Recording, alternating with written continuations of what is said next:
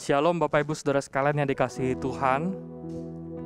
Hari ini Bapak Ibu Saudara sekalian di temu doa malam hari ini, kita mengucap syukur bahwa Tuhan memberikan kepada kita kesehatan dan kekuatan dari Tuhan.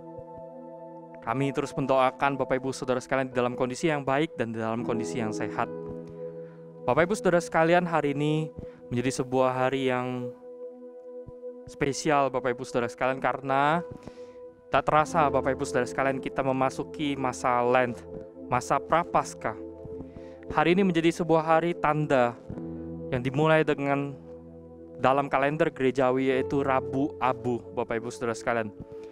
Hari ini kita akan sama-sama merenungkan akan keberadaan diri kita di hadapan Tuhan sebagai manusia yang berdosa, dan kiranya Tuhan memimpin dan menolong setiap kita. Mari kita persiapkan hati kita terlebih dahulu, kita mengambil waktu teduh sejenak di hadapan Tuhan.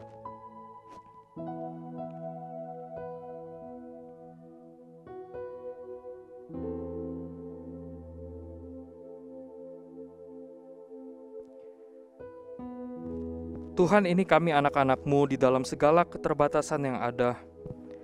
Tuhan, kami mengucap syukur Tuhan memimpin dan Tuhan menolong setiap kami. Sampai pada saat ini kami bisa datang kepada Tuhan. Kiranya Tuhan pimpin hati dan pikiran kami, bila kami hanya terfokuskan kepada Tuhan. Dan bila Tuhan memimpin kami sepanjang persekutuan ini, kami serahkan semuanya ke hadapan Tuhan. Terima kasih Tuhan, di dalam nama Tuhan Yesus kami berdoa. Amin. Mari Bapak Ibu Saudara sekalian, kita mempersiapkan hati kita. Kita mau datang ke hadapan Tuhan. Kita mau datang ke bait-Nya yang kudus. Mari kita datang kepada Tuhan. Kita berseru kepada Tuhan dengan kesungguhan hati kita. Kita percaya Dia ada bersama-sama dengan kita. Kita naikkan pujian ini dengan kesungguhan hati kita. Tuhan hadir di bait kudus-Nya saat umat mencari wajah-Nya, berseru, berdoa, bersujud menyembah, dan menikmati kehadiran-Nya. Tuhan mau dekat dengan umat-Nya yang datang dengan senap hatinya, berseru, berdoa, bersujud menyembah, dan menikmati kehadiran-Nya. Hadirat-Mu memenuhiku,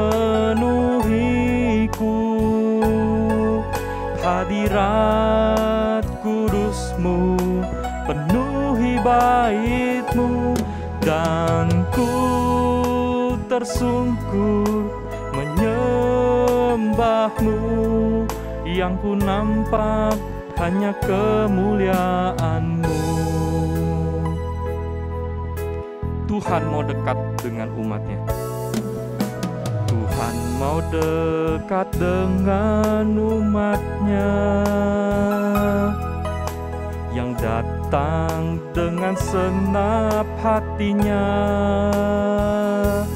berseru, berdoa, bersujud menyembah, dan menikmati kehadiran-Nya. Hadirat-Mu memenuhiku, hadirat kudus-Mu penuhi bait-Mu, dan ku tersungkur menyembah-Mu, yang ku nampak hanya kemuliaan-Mu. Katakan hadirat-Mu Tuhan. Hadirat-Mu memenuhiku, hadirat kudus-Mu penuhi bait-Mu, dan ku tersungkur menyembah-Mu, yang ku nampak hanya kemuliaan-Mu. Mari kita datang ke hadapan Tuhan dengan kesungguhan hati kita. Mari Bapak Ibu Saudara sekalian, kita akan bersama-sama menaikkan pokok doa kita di hadapan Tuhan.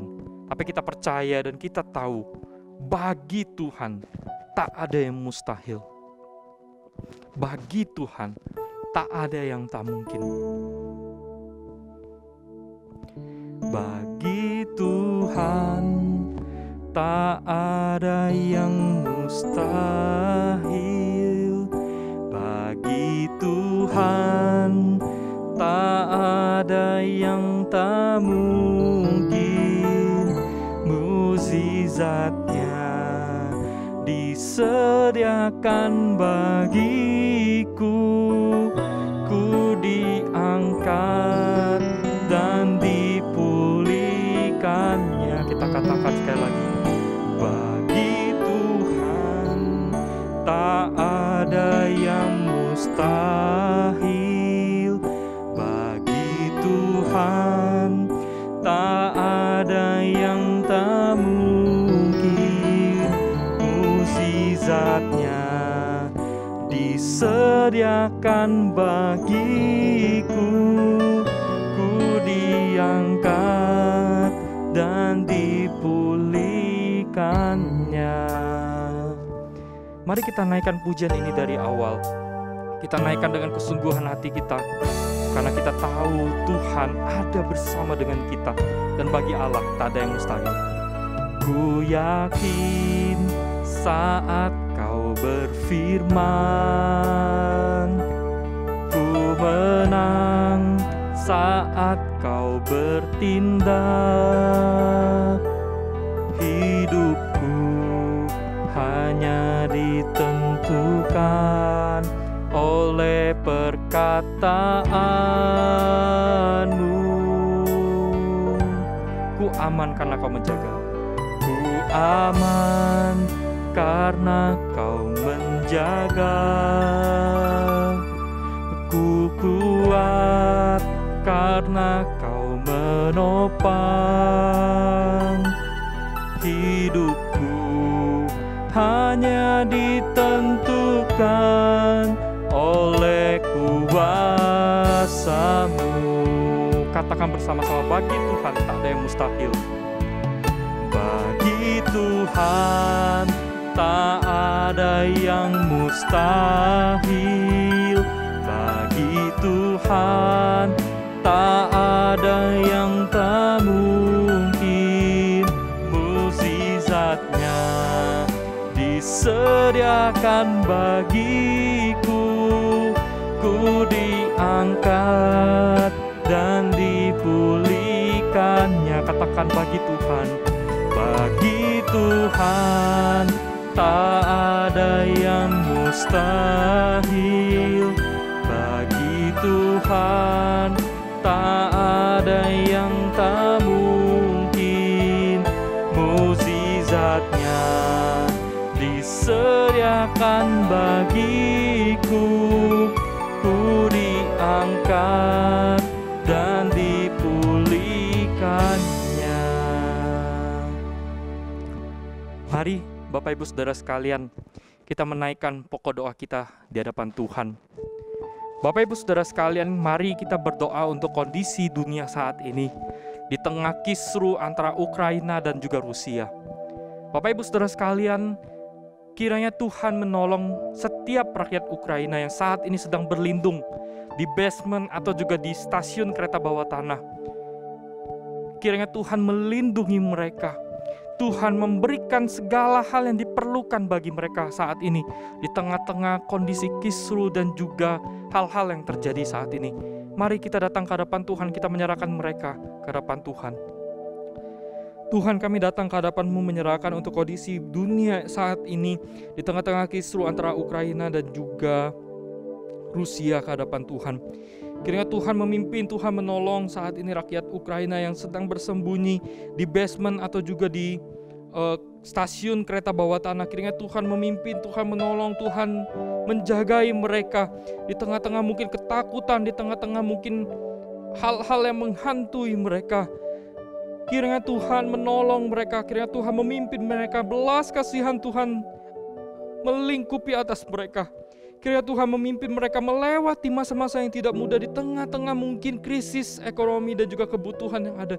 Kiranya Tuhan menolong mereka melewati, menyediakan segala hal yang diperlukan. Kiranya Tuhan tolong, kiranya Tuhan pimpin. Kami percaya Tuhan, Engkau Allah yang berdaulat, Engkau Allah yang berkuasa. Kiranya kami hanya bisa memohon belas kasihan Tuhan. Kami hanya bisa memohon anugerah Tuhan melingkupi, dan anugerah Tuhan menyertai kondisi kami saat ini. Kami berdoa untuk saudara-saudara kami di sana, Tuhan. Kiranya Tuhan memimpin dan menolong. Di dalam nama Tuhan Yesus kami berdoa. Mari Bapak Ibu Saudara sekalian, kita menyerahkan untuk setiap anggota BPYKKI Solo dan Pontianak yang akan dilantik 3 Maret besok. Mari Bapak Ibu Saudara sekalian, kita berdoa untuk setiap anak-anak Tuhan yang terpilih. Kiranya Tuhan memberikan hikmat di dalam setiap hal yang telah dipersiapkan dalam menjalani tugas, program-program yang telah dirancang di dalam badan pengurus YKKI. Mari kita datang ke hadapan Tuhan, menyerahkan mereka semua, setiap anggota yang akan dilantik BPYKKI Solo dan Pontianak ke hadapan Tuhan. Mari kita berdoa. Tuhan, kami menyerahkan anak-anak-Mu ke hadapan Tuhan di tengah-tengah kondisi, di tengah-tengah situasi saat ini. Tuhan memberikan kesempatan kepada mereka untuk bisa kembali dilantik untuk menjadi BPYKKI di dalam periode 2022 sampai 2024. Kiranya kami menyerahkan ke dalam tangan Tuhan untuk BPYKKI Solo dan juga Pontianak, setiap anak-anak Tuhan yang terpilih. Kiranya Tuhan berikan hikmat dan bijaksana di dalam setiap program-program, di dalam setiap hal-hal yang mereka rencanakan, yang terbaik, yang sesuai dengan kehendak hati Tuhan. Biarlah mereka dengan hati yang sungguh mendengarkan isi hati Tuhan. Mereka bisa dengan sungguh-sungguh mendengarkan apa yang Tuhan rindukan bagi sekolah dan juga bagi setiap hal yang diperlukan di dalam kepercayaan dan tanggung jawab yang diberikan kepada mereka. Kiranya Allah Roh Kudus menguatkan mereka di dalam melangkah, dan kiranya Tuhan memimpin mereka. Biarlah hari-hari mereka menjalani tugas dan tanggung jawab itu terus dilandasi, terus berpegang di dalam tangan pimpinan Tuhan. Kiranya Tuhan memimpin, Tuhan menolong, dan Tuhan menyertai mereka. Bagi Tuhan tak ada yang mustahil. Bagi Tuhan tak ada yang mustahil. Bagi Tuhan tak ada yang tak mungkin. Mukjizatnya disediakan bagiku. Ku diangkat dan dipulihkannya. Bagi Tuhan tak ada yang mustahil. Bagi Tuhan tak ada yang tak mungkin. Mukjizatnya disediakan bagiku. Ku diangkat dan dipulihkannya. Mari Bapak Ibu Saudara sekalian, kita menaikkan pokok doa kita ke hadapan Tuhan. Mari kita berdoa bagi setiap jemaat-jemaat yang menjadi tenaga medis di tengah-tengah kondisi pandemi saat ini. Ada beberapa nama Bapak Ibu Saudara sekalian, kita berdoa untuk Dr. Adi, Dr. Magda, Dr. Yusuf, Dr. Andi, Dr. Ivan, Dr. Avamira, dan juga segala tenaga medis yang ada berjemaat di gereja kita. Bapak Ibu Saudara sekalian, mungkin mengingat nama-nama yang lain, kita bisa bawa mereka ke hadapan Tuhan. Mari kita berdoa menyerahkan mereka ke hadapan Tuhan. Di tengah-tengah menangani setiap kasus positif COVID yang ada, di tengah-tengah mereka melayani masyarakat, kiranya Tuhan memimpin, Tuhan menolong mereka. Kiranya Tuhan memberikan kepada mereka kekuatan antibodi yang baik untuk dapat melayani setiap orang yang datang, sehingga mereka juga di dalam kondisi yang sehat memberikan pelayanan yang terbaik kepada setiap orang yang datang, kepada pasien yang datang. Mari kita datang menyerahkan mereka ke hadapan Tuhan. Tuhan, kami datang ke hadapan-Mu menyerahkan untuk setiap tenaga medis yang ada di gereja, baik itu Dokter Adi, Dokter Magda, Dokter Yusuf, Dokter Andi, Dokter Ivan, Dokter Avamira, dan juga segala dan setiap orang yang ada yang tidak tersebutkan. Tapi kami tahu Tuhan menyertai dan Tuhan memimpin mereka. Panggilan menjadi dokter di tengah-tengah masa pandemi ini bukanlah suatu panggilan yang mudah.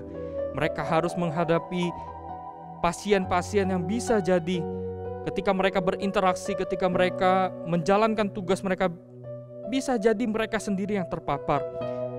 Tuhan, kiranya kami memohon belas kasihan Tuhan melingkupi mereka, melindungi mereka. Kiranya Tuhan berikan antibodi yang baik, yang cukup untuk bisa bertahan, untuk bisa terus memberikan pelayanan yang terbaik. Kami memohon belas kasihan Tuhan. Kiranya Tuhan berikan kesehatan yang maksimal, sehingga ketika mereka memberikan pelayanan kepada setiap pasien yang ada, ketika mereka berjumpa dengan pasien yang ada, mereka juga bisa memberikan pelayanan yang maksimal, sehingga banyak bisa menyembuhkan orang-orang yang memerlukan pertolongan mereka. Kiranya Tuhan memimpin, kiranya Tuhan menolong, bukan hanya mereka tapi juga setiap keluarga yang mendampingi mereka. Kiranya Tuhan juga menjagai, melindungi mereka. Kiranya Allah Roh Kudus menyertai mereka dan memimpin mereka di dalam pelayanan mereka sebagai dokter. Terima kasih Tuhan, terima kasih. Di dalam nama Tuhan Yesus kami berdoa. Amin. Bapak Ibu Saudara sekalian, Filipi 4 ayat yang ke-6 berkata demikian. Janganlah hendaknya kamu khawatir tentang apapun juga, tetapi nyatakanlah dalam segala hal keinginanmu kepada Allah, dalam doa dan permohonan dengan ucapan syukur. Bapak Ibu Saudara sekalian, mungkin di tengah-tengah kondisi saat ini kita menghadapi berbagai macam kekhawatiran yang ada. Di tengah-tengah kita melihat bagaimana mungkin stok minyak yang mungkin sudah menipis, atau mungkin kita melihat kondisi dunia yang begitu kacaunya, atau kita melihat kondisi pandemi saat ini di kota Solo yang begitu naik tajam, sehingga mungkin saudara-saudara kita, orang-orang yang terkasih dengan kita sudah mulai terpapar. Di tengah-tengah segala kekhawatiran itu, di tengah-tengah segala hal itu, mari datang ke hadapan Tuhan. Serahkanlah segala hal dan keinginanmu di hadapan Allah dalam doa dan permohonan dengan ucapan syukur. Mari kita datang kepada Tuhan dengan tenang. Kita menyerahkan pergumulan pribadi kita di hadapan Tuhan.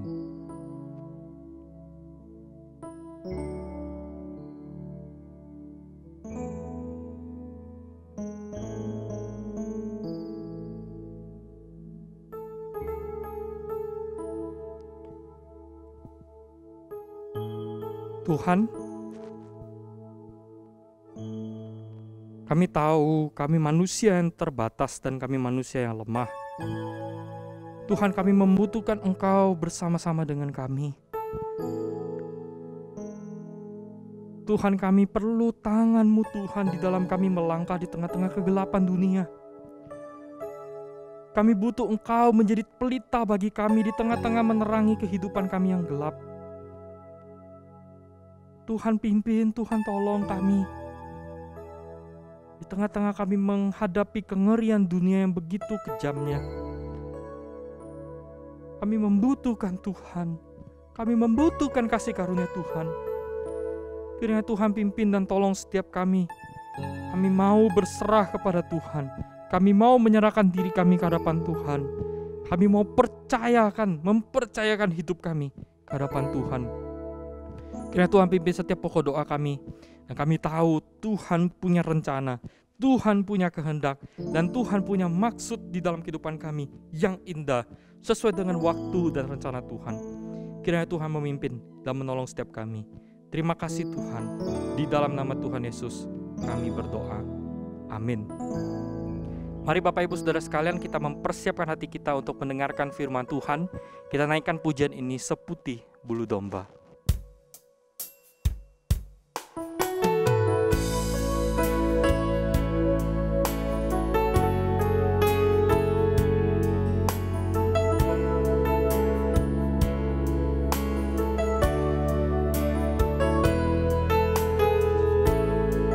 tak kau lupakan diriku. Tak kau lupakan diriku. Kau ingat ku adalah debu, tetapi kau meninggikannya di hadapan malaikatmu. Tak kau hapuskan namaku dari kitab kehidupanmu.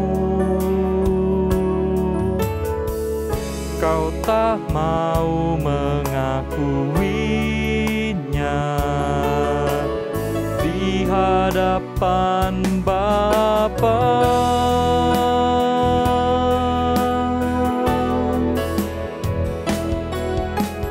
Kau Allah yang tiada mengingat lagi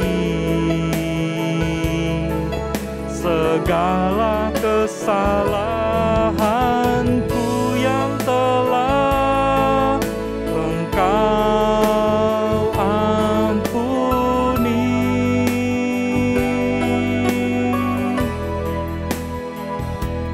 Walau dosaku merah kain kesumba, Engkau menjadikanku putih seputih bulu domba.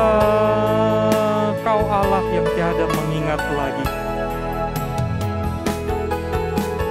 Kau Allah yang tiada mengingat lagi segala kesalahanku yang telah Engkau ampuni.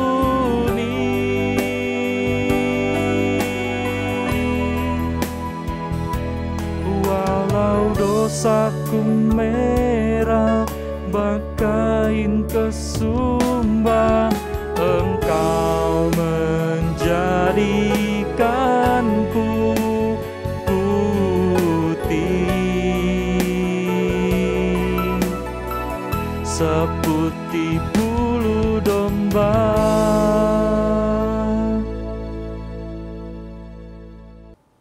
Shalom Bapak Ibu Saudara yang dikasihi Tuhan. Sebelum kita bersama-sama merenungkan kebenaran firman Tuhan dalam temu doa hari ini, saya mengajak setiap kita untuk boleh bersatu di dalam doa.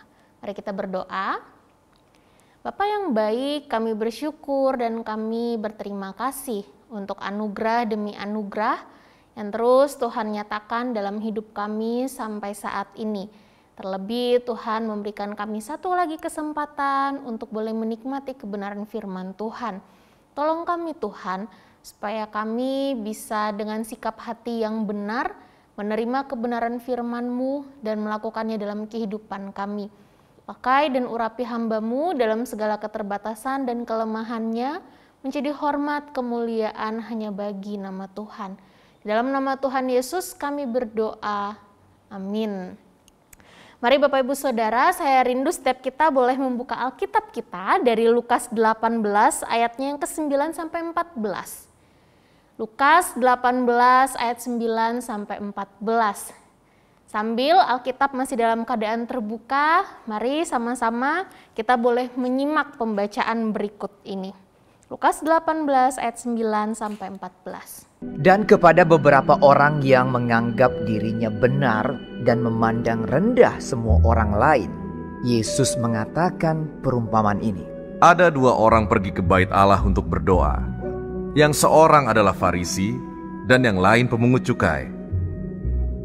Orang Farisi itu berdiri dan berdoa dalam hatinya begini. Ya Allah, aku mengucap syukur kepadamu karena aku tidak sama seperti semua orang lain. Bukan perampok, bukan orang lalim, bukan pezina, dan bukan juga seperti pemungut cukai ini. Aku berpuasa 2 kali seminggu Aku memberikan 1/10 dari segala penghasilanku. Tetapi pemungut cukai itu berdiri jauh-jauh. Bahkan ia tidak berani menengadah ke langit, melainkan ia memukul diri dan berkata, "Ya Allah, kasihanilah aku orang berdosa ini." Aku berkata kepadamu, orang ini pulang ke rumahnya sebagai orang yang dibenarkan Allah, dan orang lain itu tidak. Sebab barang siapa meninggikan diri, ia akan direndahkan, dan barang siapa merendahkan diri, ia akan ditinggikan. Bapak Ibu Saudara, dalam kehidupan kita sebagai manusia, itu ada banyak sekali sindrom-sindrom penyakit gitu ya. Secara fisik ada banyak penyakit yang menghampiri kita. Yang paling dekat dengan kita itu ya COVID gitu. Tapi selain itu ada satu lagi penyakit, ada satu lagi sindrom yang juga tidak kalah mengerikannya Bapak Ibu Saudara, yaitu sindrom merasa diri paling benar. Merasa diri paling benar. Nah, ketika sindrom ini dimunculkan dalam satu kalimat, merasa diri paling benar, biasanya kita sebagai manusia itu punya kecenderungan melabelkan sindrom ini tuh pada golongan usia tertentu. Biasanya itu yang lebih tua yang merasa dirinya sok paling benar. Atau yang paling muda ini seringkali merasa sok paling benar. Padahal Bapak Ibu Saudara, sindrom ini atau penyakit hati merasa diri paling benar adalah satu penyakit yang diidam atau dikenakan gitu ya, terinfeksi oleh semua golongan, mulai dari yang muda sampai yang tua. Yang tua merasa diri paling benar karena paling banyak mengalami asam garam dunia. Yang muda merasa diri paling benar karena paling mengerti kemajuan zaman saat ini, perkembangan teknologi. Karena aku yang hidup di zaman ini, jadi aku yang ngerti gitu ya. Lalu dalam dunia pekerjaan, yang senior merasa paling benar karena sudah lama bekerja di dunia ini, berkecimpung di dalam perusahaan ini sudah 10 tahun, 15 tahun, lalu berkali-kali dapat penghargaan sebagai karyawan atau senior yang paling berpengaruh gitu ya, yang terbaik. Yang muda, yang junior, fresh graduate merasa paling benar karena ya aku baru dapat ilmu-ilmu terbaru di kampusku. Jadi aku yang paling tahu, aku yang paling benar untuk bidang ini. Nah, Bapak Ibu Saudara, sindrom penyakit hati ini, merasa paling benar ini, celakanya tidak ada satu orang pun di dalam dunia ini yang terhindar darinya. Bahkan Bapak Ibu Saudara, celakanya lagi, tidak bisa kita hindari, tidak bisa kita pungkiri. Penyakit hati satu ini juga gampang sekali menggerogoti kerohanian kita. Ketika kita melihat seseorang yang baru saja mengenal Kristus, baru saja melepaskan kehidupannya yang lama. Kita sebagai orang Kristen yang sudah sejak lama dari sekolah minggu, ikut ibadah, kenal Tuhan dari kecil. Bukankah gampang sekali penyakit hati merasa paling benar ini muncul ketika kita melihat saudara kita yang baru kenal Kristus. Kita nilai mereka dengan kacamata, aku yang paling benar. Aku kenal Tuhan sudah lama kok. Kamu itu baru kenal Tuhan, kamu gak tahu apa-apa. Atau kepada rekan kita yang baru join ke dalam pelayanan di gereja. Kita yang sudah senior dalam pelayanan di gereja. Dari kecil sudah ikut pelayanan. Bukankah paling gampang untuk kita menilai rekan kita yang baru join dalam pelayanan ini dengan satu kacamata yang sama? Aku paling benar. Aku paling bisa. Aku paling hebat. Kamu orang baru. Oh Bapak Ibu Saudara yang dikasihi Tuhan, penyakit hati ini adalah satu penyakit hati yang sangat serius di mata Allah. Bahkan dalam salah satu khotbahnya kepada orang banyak, Kristus sendiri, Yesus sendiri secara khusus pernah mengangkat isu ini. Bapak Ibu Saudara, dalam perikop yang kita baca tadi di Lukas 18 ayat 9 sampai 14 adalah satu perumpamaan yang Tuhan Yesus berikan kepada orang banyak, mengajarkan tentang sikap hati yang diperkenan oleh Allah. Dalam pengajarannya, Yesus mengatakan, gitu ya, ada dua orang yang datang ke bait Allah dengan tujuan yang sama Bapak Ibu Saudara, yaitu untuk berdoa. Orang yang pertama adalah orang Farisi dan orang yang kedua adalah orang pemungut cukai. Dua orang ini memiliki sikap yang berbeda ketika mereka datang ke bait Allah untuk berdoa. Orang Farisi datang dengan sikap berdiri, berdoa dalam hatinya, "Ya Allah, aku mengucap syukur kepadamu karena aku tidak sama seperti semua orang lain. Aku bukan perampok, aku bukan orang lalim, aku bukan pezina, bukan juga seperti pemungut cukai yang di sana.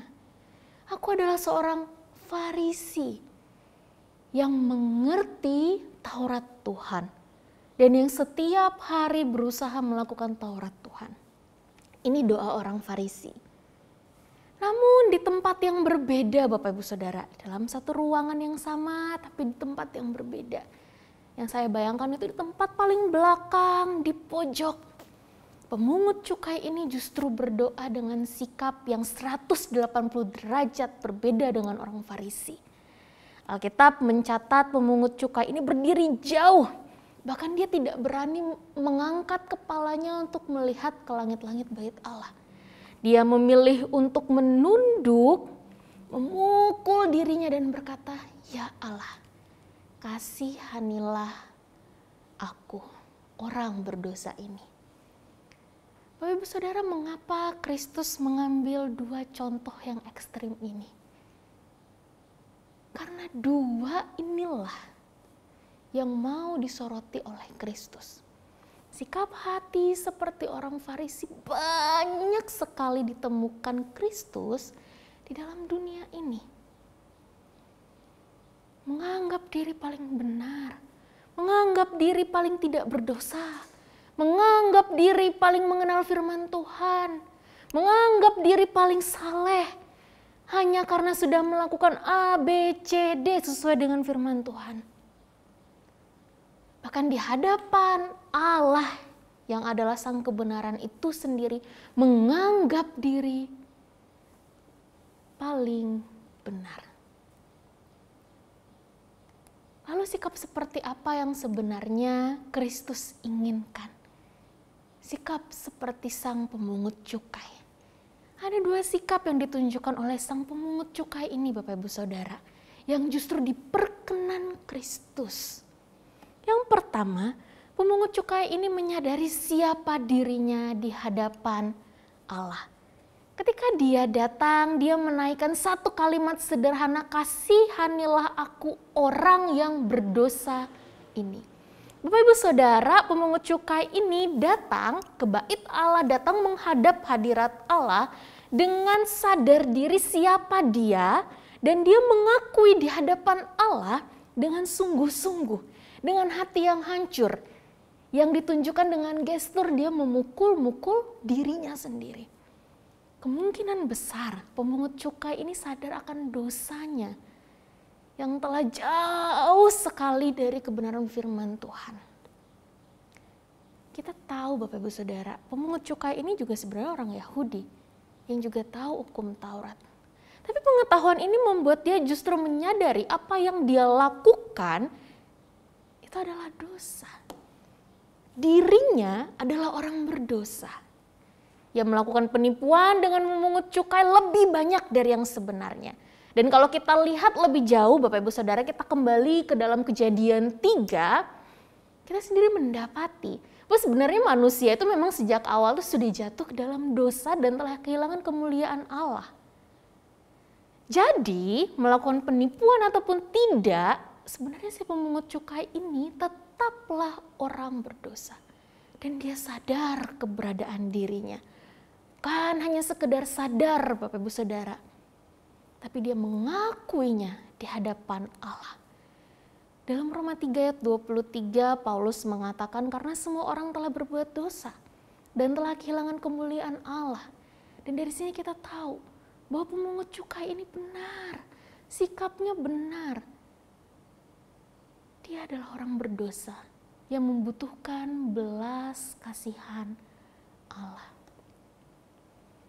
Tapi sayangnya Bapak Ibu Saudara, fakta ini tidak disadari oleh orang Farisi yang justru menganggap dirinya benar dan orang lain di luar mereka adalah orang berdosa. Hal ini bisa kita lihat di ayatnya yang ke-11.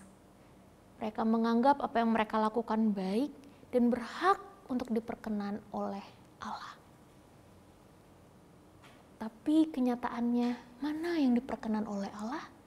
Si pemungut cukai.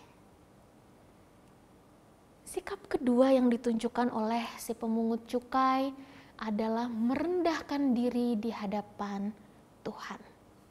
Tetapi pemungut cukai itu berdiri jauh-jauh, bahkan ia tidak berani menengadah ke langit, melainkan ia memukul diri dan berkata. Bapak Ibu Saudara, pemungut cukai ini tidak hanya sekedar sadar siapa dia dan mau mengakuinya, tapi dia juga datang dengan merendahkan dirinya. Kalau ahli Taurat mereka berdoa dan orang Farisi mereka berdoa mungkin mengangkat tangan dan berkata, Tuhan kami bersyukur karena kami tidak seperti orang lain. Tapi pemungut cukai ini datang dengan menundukkan diri dan berkata, aku tidak layak. Dan dia sadar dia butuh belas kasihan Tuhan. Bapak Ibu Saudara, kalau kita perhatikan pengajaran Tuhan Yesus, dia selalu mengajar agar kita merendahkan diri di hadapannya. Kita lihat dalam Matius 23 ayat 12 ketika Tuhan mengecam orang-orang Farisi dan ahli Taurat, Tuhan Yesus mengecam kesombongan orang Farisi. Juga secara tersirat dalam pengajarannya, Yesus mengajar tentang kerendahan hati. Bapak Ibu Saudara, Tuhan Yesus tidak hanya mengajar, tapi juga menjadi teladan dalam hal merendahkan diri. Hal ini dilakukannya ketika dia datang sebagai manusia, melepaskan segala sesuatunya, menjadi manusia yang terbatas, menanggung upah dosa setiap manusia dengan cara menjadi manusia yang hina di atas kayu salib. Dan kita tahu salib adalah hukuman yang paling hina pada waktu itu. Bapak Ibu Saudara, Yesus sendiri merendahkan dirinya demi kasihnya kepada kita. Pengajaran dan teladan Yesus ini sangat bertentangan dengan sikap orang Farisi. Mereka justru merasa hebat karena sudah melakukan segala sesuatu yang dikatakan oleh hukum Taurat dan menganggap itu sebagai satu kebanggaan mereka. Contohnya apa? Contohnya Bapak Ibu Saudara, hukum Taurat itu menyuruh berpuasa itu 1 kali 1 tahun. Tapi orang Farisi, orang ahli Taurat, para pemuka agama ini melakukan puasa 2 kali dalam seminggu. Nah, untuk memperkuat posisinya bahwa apa yang dilakukan itu benar, maka tidak jarang, bahkan sering dari mereka itu memperjelas kalau mereka itu memberikan perpuluhan dari segala penghasilannya. Bahkan mereka juga punya kecenderungan untuk membandingkan diri dengan orang lain dan mengucap syukur karena mereka ini berbeda dari orang lain. Nah, menurut kebiasaan orang Farisi ini juga menunjukkan diri mereka berdoa di halaman bagian luar. Supaya apa? Supaya orang lain itu melihat. Lalu kalau mereka puasa, mereka tuh memasang wajah yang murung. Supaya apa? Supaya orang lain melihat kalau mereka lagi puasa. Di dalam keadaan-keadaan yang seperti inilah Bapak Ibu Saudara, pada akhirnya sikap hati mereka di hadapan Kristus tidak diperkenan. Tapi justru sikap hati orang pemungut cukai inilah yang diperkenan. Bahkan sampai di ayat 14, Yesus menutup pengajarannya dan berkata, orang ini pulang ke rumahnya sebagai orang yang dibenarkan Allah dan orang lain itu tidak. Sebab barang siapa meninggikan diri, ia akan direndahkan. Dan barang siapa merendahkan diri, ia akan ditinggikan. Bapak Ibu Saudara yang dikasihi Tuhan, seringkali dalam kehidupan kita sebagai orang Kristen, kita gampang sekali terjebak pada sikap seperti orang Farisi.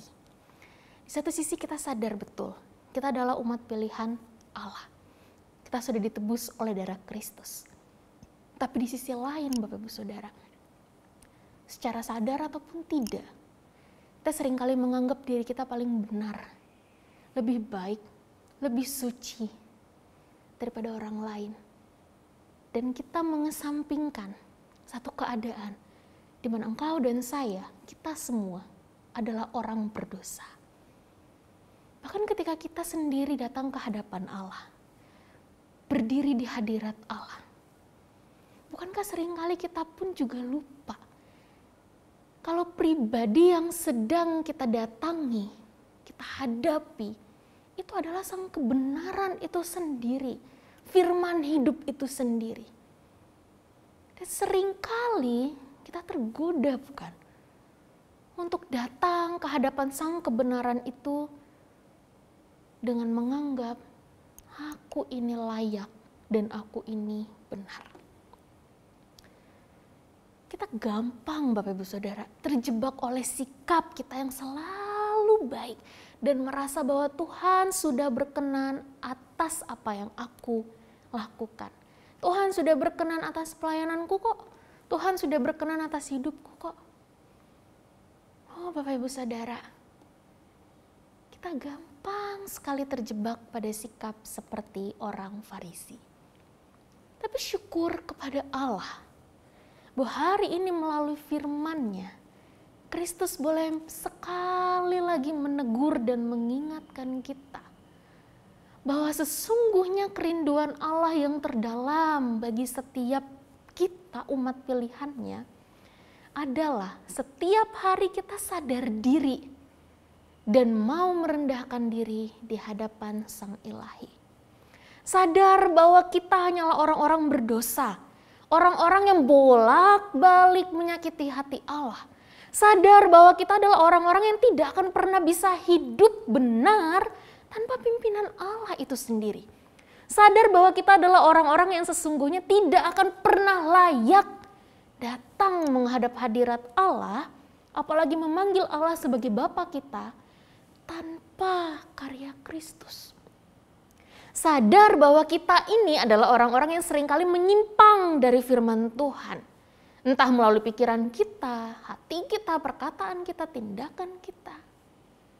Sadar bahwa engkau dan saya, kita semua adalah orang yang kotor, gagal, dan membutuhkan belas kasihan Allah. Sikap inilah yang Kristus rindu, lahir dari dalam hati kita. Dalam kita menjalani kehidupan hari lepas hari. Sikap yang sadar diri dan mau merendahkan diri di hadapan Sang Ilahi. Bapak Ibu Saudara, dalam tradisi gereja, hari Rabu ini adalah hari Rabu Abu. Satu hari dimulainya masa Prapaskah Bapak Ibu. Gak terasa ya, sebentar lagi kita akan memasuki masa Paskah, rangkaian Paskah. Gereja-gereja kebanyakan pada momen ini mengambil satu waktu ibadah bersama, mengajak jemaatnya untuk boleh mempersiapkan hati memasuki masa Prapaskah. Ada yang berpuasa, macam-macam gitu ya. Dan Bapak Ibu Saudara, meskipun gereja kita tidak melaksanakan momen ini secara khusus, tapi saya sendiri rindu boleh mengundang Bapak Ibu Saudara menikmati momen Rabu Abu ini, mengambil kesempatan ini untuk kita evaluasi diri, memeriksa kembali sikap hati kita di hadapan Sang Ilahi, mempersiapkan diri kita Bapak Ibu Saudara menyambut rangkaian Paskah ke depan. Sebelum mengakhiri hari ini, sebelum hari ini berlalu begitu saja, berakhir begitu saja Bapak Ibu Saudara, saya rindu kita boleh mengambil waktu untuk duduk tenang sebentar saja di hadirat Allah. Gak usah lama-lama, sebentar saja.